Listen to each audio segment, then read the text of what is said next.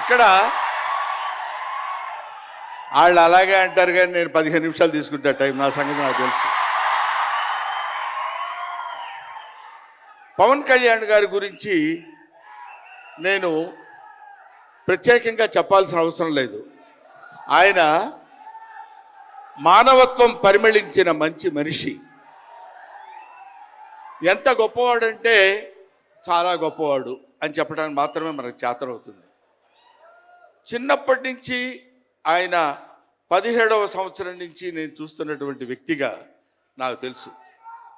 అప్పటి నుంచి ఇప్పటి వరకు ఏదో ఏదో ఏదో చెయ్యాలి అనేటువంటి తపనతోటి సమాజానికి ఏదో ఉపయోగపడాలి, I want to do something for the society sir అని చెప్పినప్పటి నుంచి ఇప్పటి వరకు నాకు తెలుసు.